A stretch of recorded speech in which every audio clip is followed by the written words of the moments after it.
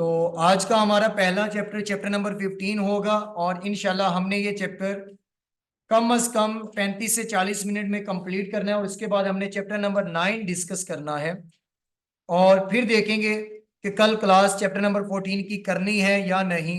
लेकिन time time decide करके देखेंगे ना कि किस टाइम करें, लेकिन इंशाल्लाह चैप्टर 14 भी करवाएंगे। लेकिन आज जो होंगे वो चैप्टर नंबर 15 और चैप्टर नंबर 9 होगा। अच्छा, फीस नहीं देती, ये फ्री वाला है। तो हमने तो दिया ना, आपको था जब तक आप पास नहीं होते वो खत्म हो गया। वो जिस बंदे ने डील की थी वो बंदा पैक में है ही नहीं अब। वो हमसे भी खत्म हो चुका है, हम भी रिवीजन नहीं किसी को करवा लिए, उसी रिवीजन में मर्ज बैठे हैं जो सबके साथ। कौन था? आसिफ साहब थे। अब उन्हें पकड़ना है जाके। नहीं, अपने पास करे ना फर्स्ट अटेम्प्ट में। लेकिन बाकी मेरा इंशाल्लाह जहां होगा मैं दोबारा करवा दूंगा। हाँ सर, अभी तो मैं आपके डैड का भी बताया, मैं ही आ रही हूँ। अच्छा चलें जी, का स्क्वायर टेस्ट। अब चैप्टर नंबर 15 का स्क्वायर टेस्ट। वो कहते जी का स्क्वायर टेस्ट वहां पर लगाया जाएगा। इससे पहले इसकी बेस चैप्टर नंबर 14 से लेके आते हैं कि वहां पर दो चीजें इस्तेमाल होती हैं। वैसे हम दो टेस्ट लगाते हैं, बेसिकली तो तीन टेस्ट होते हैं, लेकिन वो एक डेटा पर लगाया जाता है। वो डेटा आपका कितनी तरह का होगा? डेटा आपका दो तरह का होता है। कौन कौन सा जी?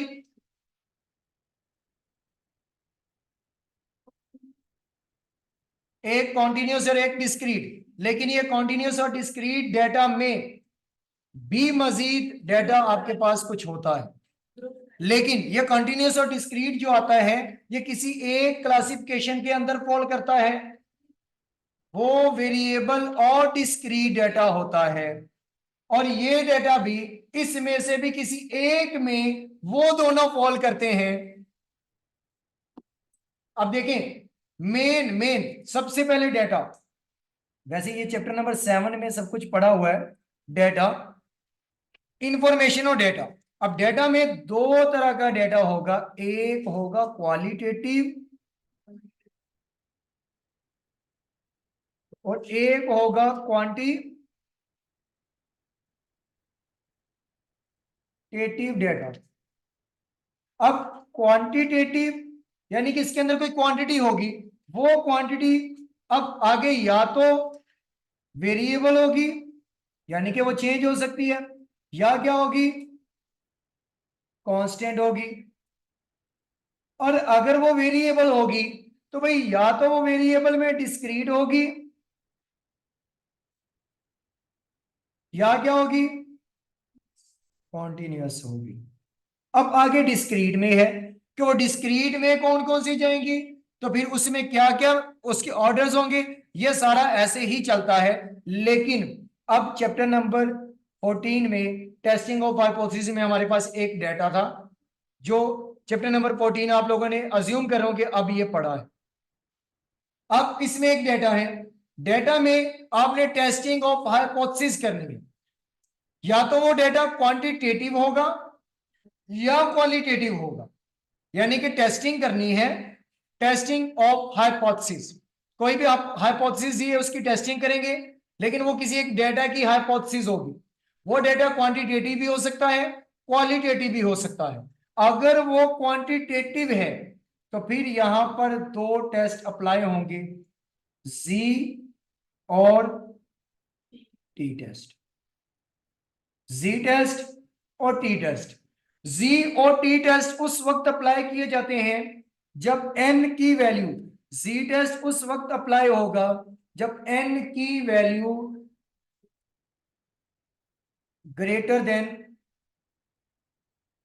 30 हो, और टी टेस्ट उस वक्त अप्लाई किया जाता है जब एन की वैल्यू 30 से लेस होगी। लेकिन ये एन की वैल्यू उस वक्त देखेंगे जब standard deviation of population given नहीं होगा।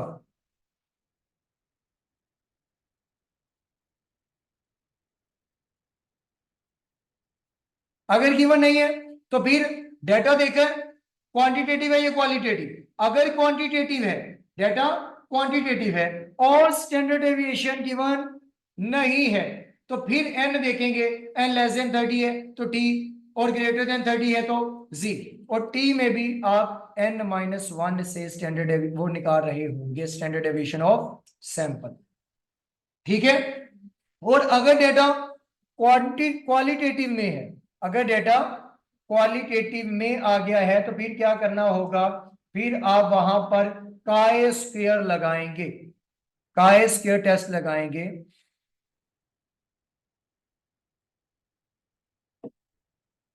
अब काय स्क्वायर सिर्फ क्वालिटेटिव डाटा के लिए इस्तेमाल किया जाएगा, जिसमें कोई क्वालिटी पूछी जाएगी, जिसमें कलर्स होंगे, जिसमें एट्रीब्यूट्स होंगे।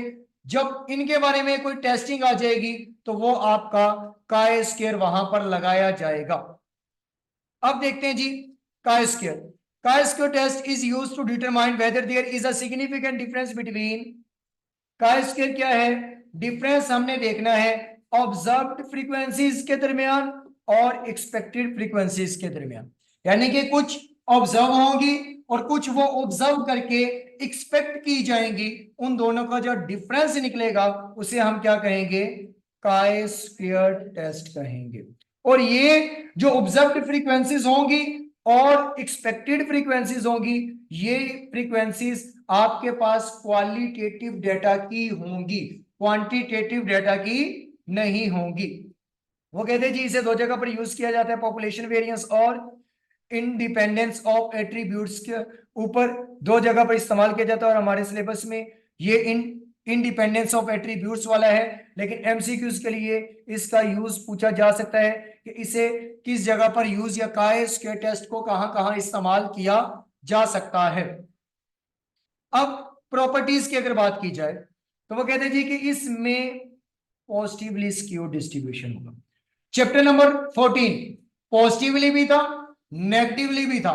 अगर वन टेल था या तो वो वन टेल राइट टेल थी या लेफ्ट टेल थी। अगर लेफ्ट थी तो नेगेटिवली स्क्यूड, अगर वो राइट टेल थी तो पॉजिटिवली था। और अगर टू टेल था यानी कि is equal not is equal तो वो टू टेल था, वहां पर वो लेफ्ट भी था और राइट भी था, यानी कि स्क्यूड सिमेट्रिक थी। अब यहां पर सिर्फ ये इस चैप्टर में काय स्क्वायर में जहां क्वालिटेटिव डेटा होगा सिर्फ एक टेल बनेगी, और वो टेल कौन सी होगी, पॉजिटिव टेल होगी, यानी कि मुस्बत दुम होगी। अब इसमें चैप्टर नंबर 8 में पढ़ा था मीन, वहां पर जहां पर मुस्बत दुम होगी वहां पर क्या होगा, mean greater than median greater than mode होगा। यानी कि अगर हम वो बना के देखें तो वो कुछ इस तरह की टेल होगी, कुछ इस तरह की टेल होगी। ये आपके पास टेल कौन सी कहला रही है, राइट टेल, यानी कि इसकी जो दुम है वो किसकी तरफ है, राइट साइड पे है। और यहां पर जो डेटा होगा वो mean greater than median greater than mode. यहां पर अगर इनके आंसर देखे जाएंगे तो मीन का आंसर मीडियन से बड़ा, मीडियन का आंसर मोड से ग्रेटर होगा। All the values in the distribution is positive. इस डिस्ट्रीब्यूशन में तमाम की तमाम वैल्यूज पॉजिटिव होंगी क्योंकि ये पॉजिटिवली स्क्यूड है। इसकी रेंज 0 से प्लस में जाएगी, लाजमी नहीं प्लस 1, प्लस इन्फिनिटी तक जाएगी। इसमें तमाम की तमाम वैल्यूज क्या होंगी, पॉजिटिव होंगी, कोई नेगेटिव वैल्यू इसमें नहीं होगी। यानी कि नॉन नेगेटिवली स्क्यूड क्या कहलाएगा, पॉजिटिवली स्क्यूड कहलाएगा। जिसमें कोई नेगेटिव वैल्यू नहीं होगी वो क्या कहलाएगा, पॉजिटिव कहलाएगा। Area under the curve is 100% और 1, मतलब इसके अंडर जो भी एरिया आएगा, जो भी डेटा होगा, उसकी जो भी प्रोबेबिलिटी निकलेगी उसकी परसेंटेज 100% होगी, या उसका आंसर क्या निकलेगा, 1 होगा। परसेंटेज में 100 या उसका आंसर क्या होगा, 1 होगा इस पूरे एरिया का, शेडिड एरिया का। Chi square values range from 0 to infinity, ये 0 से प्लस इन्फिनिटी तक जाएगा, ये इसकी रेंज है। ये जितने भी हैं ये थ्योरेटिकल एमसीक्यूज पूछे जा सकते हैं, क्योंकि इस चैप्टर में ज्यादा थ्योरी के क्वेश्चंस आने के चांसेस हैं। और ये थ्योरी के क्वेश्चंस जो है, ये जो बोला जाता है ये थ्योरी के क्वेश्चंस ही बनते हैं। और वो फाइल भी मैं शेयर कर दूंगा थ्योरी के क्वेश्चंस वाली। It is one tail distribution, सिर्फ एक टेल डिस्ट्रीब्यूशन कहां पर होगी, काय स्क्वायर में होगी, और टू टेल कहां पर होगी, टेस्टिंग ऑफ हाइपोथेसिस में, और वन टेल आपकी टी डिस्ट्रीब्यूशन में भी आ जाएगी, जी में भी आएगी, लेकिन चैप्टर नंबर 14 में अगर डेटा जो है लेस देन या ग्रेटर देन का केस होगा तब। लेकिन यहां पर ये वन टेल है और ये टेल भी कौन सी है, पॉजिटिव। अब मुस्बत है। अब काय स्क्वायर में अगर हमने इसे फाइंड करना है तो इसका फॉर्मूला क्या होगा, chi square is equal to observed minus, observed आपको ऑलरेडी गिवन होंगी, ऑब्जर्व्ड आपको पेपर के अंदर ऑलरेडी गिवन होंगी, चाहे कुछ और दिया हो या ना, लेकिन आपको ऑब्जर्व्ड गिवन होंगी, उसमें से एक्सपेक्टेड क्या कर देंगे, माइनस कर देंगे। एक्सपेक्टेड वैल्यूज कौन सी होंगी, ऐसी वैल्यूज जो आपको गिवन भी हो सकती हैं या नहीं भी होंगी, जो आपने एक्चुअल हो चुका उसको देखते हुए जो सोचा है कि इस दफा भी ऐसा ही होगा, वो एक्सपेक्टेड वैल्यू कहलाएंगी। फिर आप ऑब्जर्व्ड में से एक्सपेक्टेड को माइनस करेंगे, जो आंसर आएगा उसका स्क्वायर ले लेंगे, यानी कि आप इसके रिजल्ट का, ऑब्जर्व्ड माइनस एक्सपेक्टेड के रिजल्ट का स्क्वायर लेंगे और उसे डिवाइड करवा देंगे एक्सपेक्टेड वैल्यू के साथ, और उन सब का सम लेंगे, तो आपके पास क्या आ जाएगा, काय स्क्वायर की कैलकुलेटेड वैल्यू आ जाएगी। ये इससे क्या निकलेगी, काय स्क्वायर की कैलकुलेटेड वैल्यू आपके पास आ जाएगी। अब काय स्क्वायर की जो भी कैलकुलेटेड वैल्यू होगी वो आपका आंसर कैलकुलेटेड आंसर कहलाएगा। फिर हम इसे क्या करेंगे, ब्रेक उसके टेबल के आंसर से या कट ऑफ के आंसर से कंपेयर करके बताएंगे कि हम उसे एक्सेप्ट कर सकते हैं या रिजेक्ट कर सकते हैं। अब अगर तो एक्सपेक्टेड वैल्यू वो बता देता है, अगर एक्सपेक्टेड वैल्यू बताई है, लेकिन एक्सपेक्टेड वैल्यू जो बताई है वो टेबल की शक्ल में बताई है, तो फिर आप क्या करेंगे, उस टेबल को उसका पहले रोज का सम निकाल लेंगे, अगर नहीं निकाला हुआ फिर उसकी कॉलम्स का सम निकाल लेंगे, फिर उसका एक ग्रैंड टोटल निकाल लेंगे, अगर नहीं निकाला होगा तो। और ग्रैंड टोटल परसेंटेज में हमेशा 100% होगा, नंबर्स में जो होगा वो 100 से ज्यादा या 100 से कम भी हो सकता है, लेकिन वो रोज का और कॉलम का टोटल दोनों तरफ से देखेंगे तो इक्वल ही निकलेगा। ये बात पल्ले बांध लो और बॉयज अपनी साइड वाली पॉकेट में डाल, सही है ना। अच्छा जी, अगर एक्सपेक्टेड नहीं दी होगी और टेबल दिया होगा, टेबल में भी ग्रैंड टोटल निकाल के दिया है, यानी कि टेबल में उसका टोटल दिया है, तो फिर आप रो का टोटल मल्टीप्लाई कॉलम का टोटल, यानी कि जिस जिस आपने ऑब्जर्व की वैल्यू पकड़ी उसकी एक्सपेक्टेड वैल्यू आप बनाने लगेंगे, उस ऑब्जर्व की रो का टोटल मल्टीप्लाई उसी ऑब्जर्व की कॉलम का टोटल मल्टीप्लाई कर देंगे, डिवाइडेड बाय ग्रैंड टोटल कर देंगे, तो आंसर आ जाएगा आपके पास एक्सपेक्टेड वैल्यू का।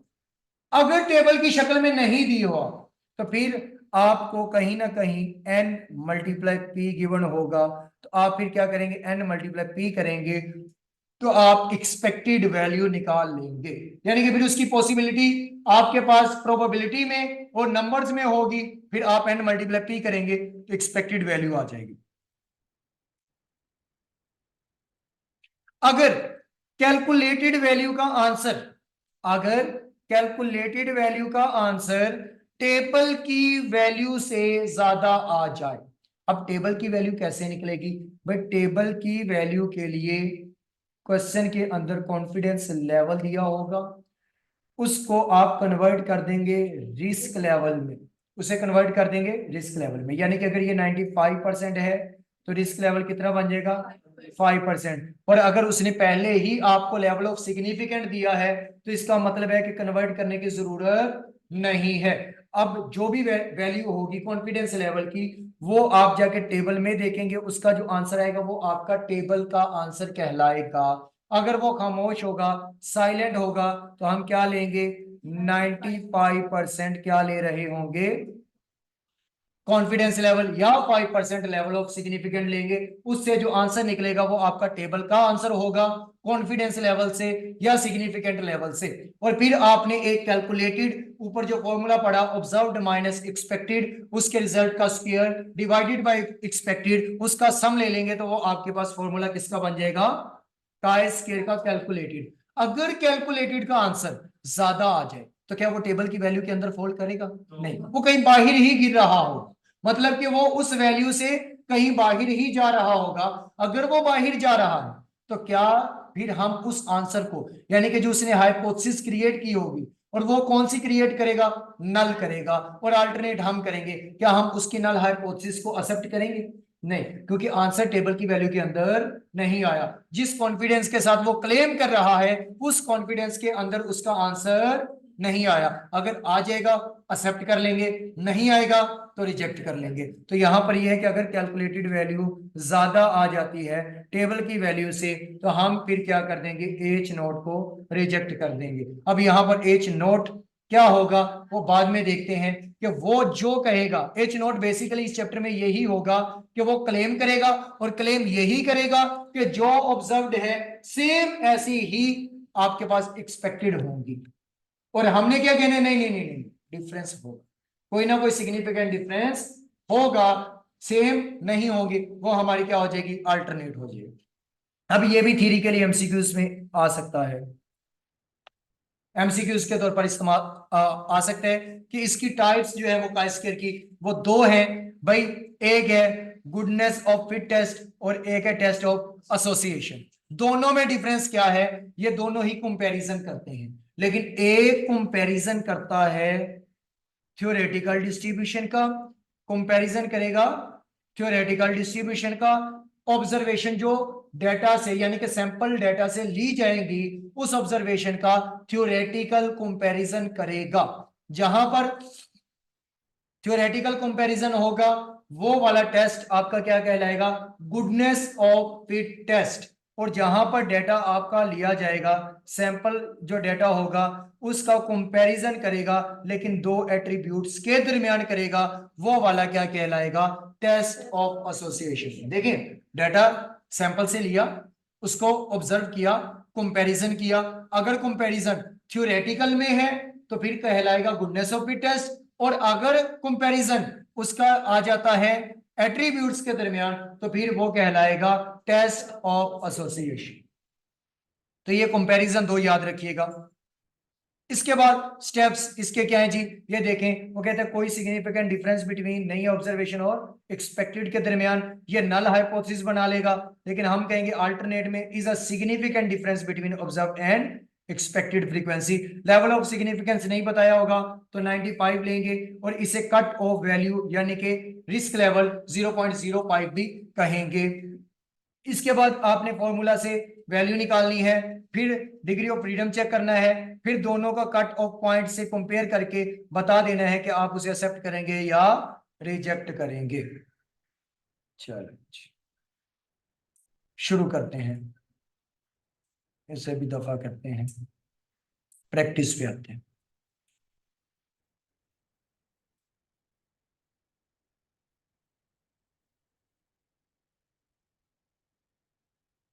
अब क्वेश्चन है मेरे पास, question number 1, 20 coins are toss together. 20 coins को टॉस किया जा रहा है एक साथ, in which 7 heads and 13 tails appeared, जिसमें से 7 हेड आएंगे और 13 टेल्स आएंगे। अगर तो नंबर ऑफ या प्रोबेबिलिटी पूछ ले हेड की या टेल की तो वो तो है ही चैप्टर नंबर 12 तक का केस, इससे आगे प्रोबेबिलिटी नहीं है, इससे आगे टेस्टिंग है। अब टेस्टिंग में 3 बजे इसमें जो टेस्टिंग है वो लगेगी। अब उसके लिए देखेंगे ये पूछ किसकी रहा है, वो कहता है test the hypothesis, test the hypothesis. अब हाइपोथेसिस क्वांटिटेटिव की है या क्वालिटेटिव की, ऊपर दोनों ही बताए हैं, क्वांटिटी भी बताई है क्वालिटी भी बताई। क्वालिटी में हेड और टेल, क्वांटिटी में 7 और 13, लेकिन आगे क्या कहते हैं, distribution that head and tail are uniform. अब पूछा किसका है, क्वांटिटी का या क्वालिटी का, क्वालिटी का, हेड और टेल की टेस्टिंग पूछ रहा है, नंबर्स की टेस्टिंग नहीं पूछ रहा, तो ये काय स्क्वायर में जाएगी, यहाँ काय स्क्वायर लगेगा, और काय स्क्वायर के लिए फिर ये जो 7 है ये ऑब्जर्व्ड वैल्यू हो जाएंगी, एक्सपेक्टेड बताई नहीं है वो निकालेंगे, और उसके लिए निकालने के लिए हमें कौन सा फॉर्मूला लगाना पड़ेगा, N20 है, P हेड के आने की चांसेस 1/2 और ना आने के भी, यानी कि टेल के आने के भी 1/2, तो आप क्या करेंगे N मल्टीप्लाई P करेंगे, यानी कि 20 मल्टीप्लाई 0.25, 20 मल्टीप्लाई 0.5, तो एक्सपेक्टेड क्या निकलेगा 10, 10 निकलेगा, फिर आप ऑब्जर्व्ड में से एक्सपेक्टेड को माइनस कर रहे होंगे, ऑब्जर्व्ड माइनस एक्सपेक्टेड, आप माइनस कर दिया, -3 आंसर आ गया, उसका स्क्वायर लेंगे तो 9 आ जाएगा, सम लेंगे तो उसे डिवाइड करवाएंगे एक्सपेक्टेड पे, यानी कि फिर आप इस पूरे को इस पे डिवाइड करवा देंगे, तो 9 डिवाइडेड बाय 10, 9 डिवाइडेड बाय 10 0.9, 0.9, इसका सम लेंगे तो बनेगा 1.8। अब ये जो आंसर निकला है ये 1.8 आंसर निकला है कैलकुलेटेड। अब यहां पर कोई उसने कॉन्फिडेंस लेवल बताया नहीं, तो क्या अज्यूम करेंगे 95%, यानी कि रिस्क लेवल 0.05, 0.05, तो यहां पर डिग्री ऑफ फ्रीडम क्या होगा 2, क्योंकि हेड और टेल है, दो ही खसूसियात हैं, क्वालिटीज हैं, तो 2 - 1 = 1, यानी कि डिग्री ऑफ फ्रीडम 1 होना चाहिए, और मेरे पास रिस्क लेवल 0.05 होना चाहिए। टेबल में जाके वैल्यू देखेंगे तो हमारे पास इसका आंसर आएगा, और वैल्यू बुक्स।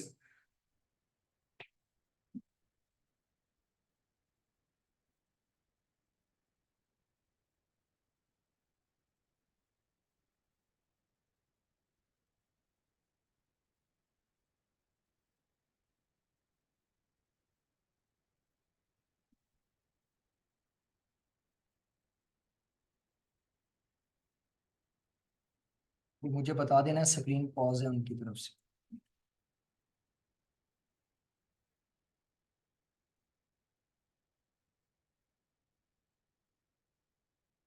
साथ मैसेज आ जाओ।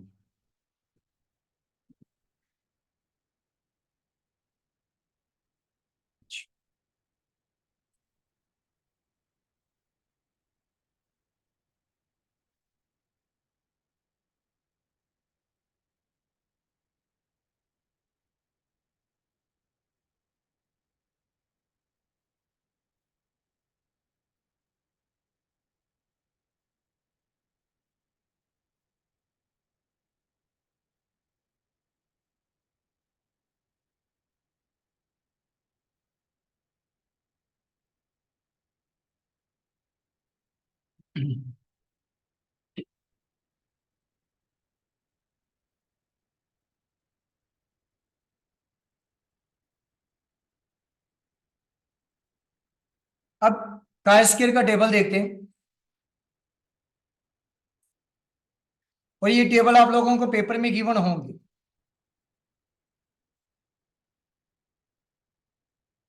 अब काय स्क्वायर, अब काय स्क्वायर में देखें जी, सिर्फ एक ही टेल है यहां पर भी, और ये जो आंसर है ये किसके 0.05, और इसमें हमेशा आपने कट ऑफ पे यानी कि रिस्क लेवल पर वैल्यूज देखनी है, आपने सिर्फ यहां तक वैल्यूज देखनी है, इससे इस तरफ आपने कभी भी इस तरफ वैल्यूज नहीं देखनी, क्योंकि हमें सिर्फ ये वाला एरिया देखना है, हमने ये वाला एरिया नहीं देखना, हमने सिर्फ ये रिस्क इधर से देखना है, तो हम रिस्क लेवल में जाके देखेंगे 0.05 में डिग्री ऑफ फ्रीडम कितना निकला 1,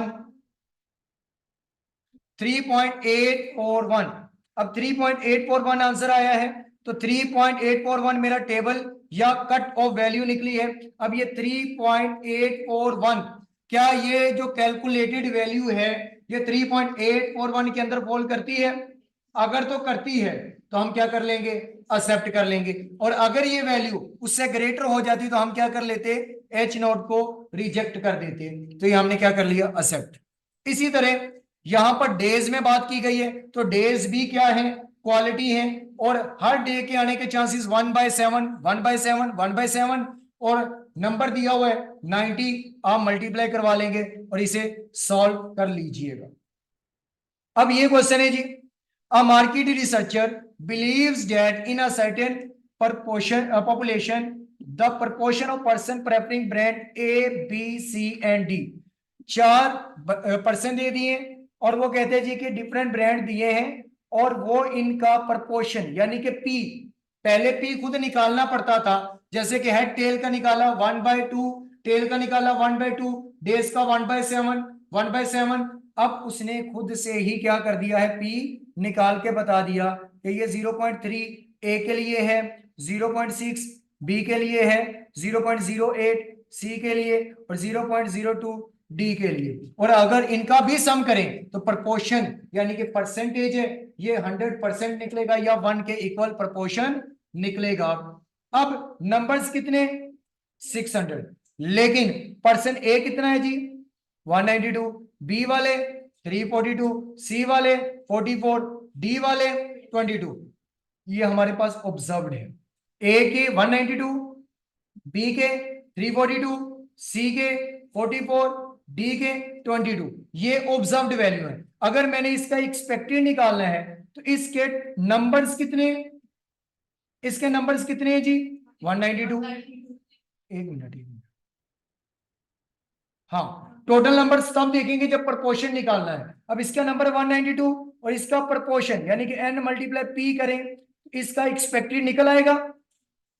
तो n मल्टीप्लाई p यानी कि 192 मल्टीप्लाई 0.3, आंसर निकला 57.6। तो ये एक्सपेक्टेड निकला है किसका, a का। इसी तरह b का भी निकालेंगे, उसका भी प्रोपोर्शन दिया 0.6, c का दिया 0.08, d का दिया हुआ 0.02। अब आपने इनकी एक्सपेक्टेड निकालने, फिर ऑब्जर्व्ड माइनस एक्सपेक्टेड उसका स्क्वायर करेंगे, फिर उसे डिवाइड करेंगे। आप एक्सपेक्टेड पे जो भी आंसर आएगा वो कैलकुलेटेड होगा। फिर टेबल में जाके देखेंगे कि क्या वो आंसर टेबल की वैल्यू यानी कट ऑफ वैल्यू में फॉल करता है या नहीं। अगर तो करता है तो एक्सेप्ट कर लेंगे नल हाइपोथेसिस को, अगर नहीं करता तो फिर क्या कर लेंगे, रिजेक्ट कर देंगे नल हाइपोथेसिस को। अगर वो उसमें फॉल करेगा तो रिजेक्ट कर देंगे अल्टरनेट हाइपोथेसिस को, और अगर वो उसमें फॉल नहीं करता तो एक्सेप्ट कर लेंगे अल्टरनेट हाइपोथेसिस को, मतलब उलट भी बोल सकता है। फिर आते हैं जी इन एक्सपेरिमेंट ऑन पी ब्रीडिंग। अब इसमें भी अब आपको रेशियोज में दे दिया है। अब देखें एक ही क्वेश्चन तीन तरह से आ गया है, एक में प्रोपोर्शन खुद निकालना था, एक में प्रोपोर्शन निकाल दिया, एक में प्रोपोर्शन टोटल में देके रेशियो में किया हुआ है। अब आपने यहां पर ये राउंड टू येलो का 9 है, आप क्या करेंगे 9/16, क्योंकि टोटल कितना बनता है 16। ये 16 में से 9 हिस्से किसके हैं, राउंड टू येलो के। आप इसे फिर मल्टीप्लाई करेंगे 315 से, तो 9/16 करेंगे, जो भी आंसर निकलेगा वो इस ऑब्जर्व का क्या निकलेगा, एक्सपेक्टेड निकलेगा। इसी तरह इसे मल्टीप्लाई करेंगे किसके साथ, 3/16 के साथ, तो क्या निकलेगा, एक्सपेक्टेड निकल आएगा। फिर इसे मल्टीप्लाई करेंगे इसे 1/16 से, तो एक्सपेक्टेड निकलेगा। जब एक्सपेक्टेड निकल आया आगे सॉल्व करना आसान है। इसके बाद आता है जी कंटिजेंसी टेबल का, यानी कि 2/2 का एक टेबल आ गया। अब देखें अगर टेबल आपके पास आ जाए 2/3 का या 3/2 का, फिर आपको एक मजीद फैक्टर जिसे कि आप येट्स कंटिन्यूटी करेक्शन कहते हैं वो नहीं लगाना होगा। फिर वो नहीं लगाना होगा। अगर 2/2 या 3/3 का कोई कंटिजेंसी टेबल आ जाता है तो फिर आप येट्स कंटिन्यूटी करेक्शन लगाएंगे। येट्स कंटिन्यूटी करेक्शन क्या होता है कि आपने ऑब्जर्व्ड में से एक्सपेक्टेड निकालना है, जो आंसर निकलेगा उसको डेविएट कर देना है, यानी कि उसके साइन को इग्नोर कर देना है, ignoring the sign of observed minus expected value. फिर उसमें से माइनस करेंगे 0.5, यानी कि येट्स कंटिन्यूटी करेक्शन, जो करेक्शन लगाएंगे वो 0.5 को माइनस करवा रहे होंगे। फिर जो आंसर आएगा उसका स्क्वायर लेंगे, डिवाइडेड बाय क्या कर देंगे, एक्सपेक्टेड करेंगे, फिर इसका सम लेंगे तो आपके पास आंसर क्या आ जाएगा, फिर कैलकुलेटेड आंसर आएगा। चलिए अब देखें जी, आपके पास एक टेबल, अब उस टेबल में क्या होगा कि क्लास खत्म करके आता हूं।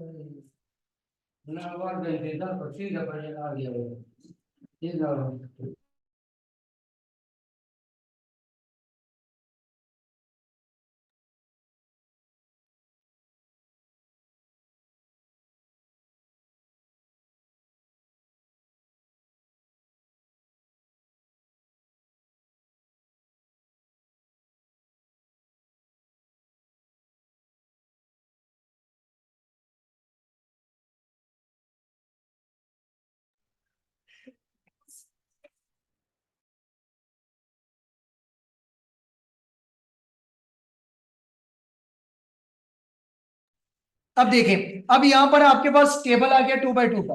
अब इस टेबल में, अब टेबल में ये जो वैल्यूज आपको नजर आ रही है ये ऑब्जर्व्ड आ रही हैं। अब इनका टोटल आपको निकाल के नहीं दिया, इसका टोटल आप लोगों ने खुद निकालना है। अब यहां पर एक कॉलम बनेगा टोटल का, एक कॉलम यहां पर बनेगा टोटल का। यहां पर जो टोटल आएगा वो डे शिफ्ट और डे शिफ्ट के डिफेक्टिव और नॉन डिफेक्टिव का कितना आया 50, और यहां पर भी 50। ये दोनों रोज का आ गया। कॉलम का करेंगे तो 8 और 92, ग्रैंड टोटल 100। भाई नंबर में 100 से ज्यादा और 100 से कम हो सकता है, लेकिन परसेंटेज में अगर होगा तो फिर क्या होगा, 100% ही होगा।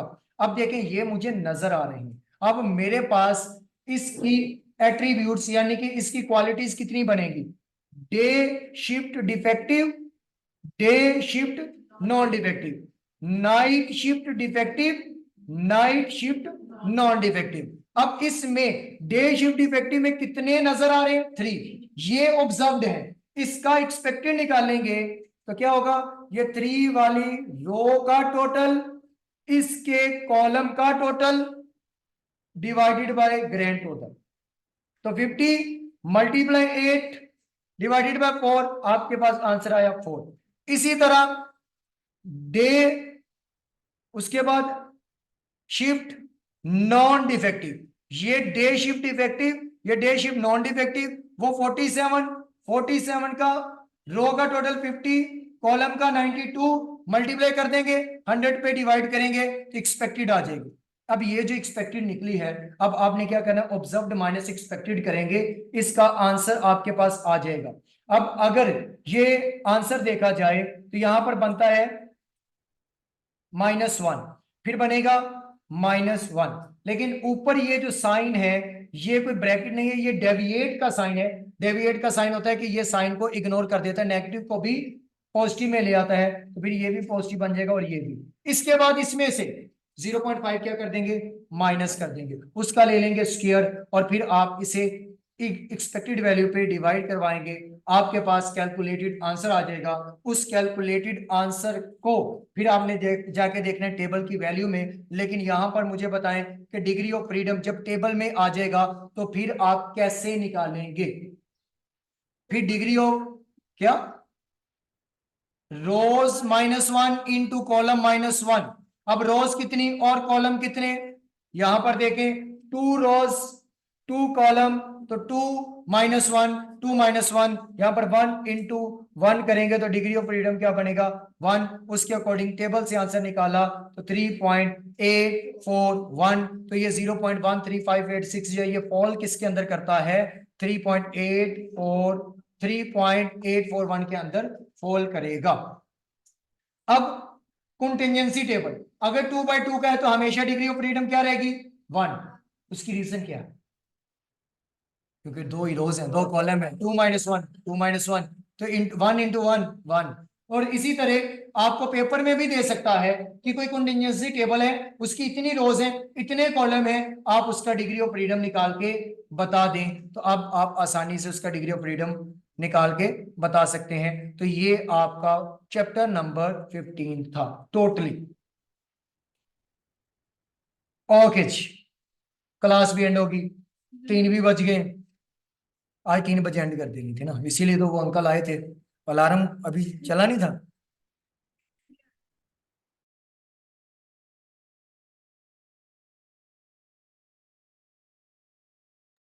ओके जी, इंशाल्लाह कल फिर क्लास जरा जल्दी अरेंज करेंगे, क्योंकि कॉलेज जो है वो उसकी टाइमिंग चेंज है, 2 बजे तक ऑफ हो जाता है, तो आज भी हम 3 बजे तक क्लास कर रहे हैं।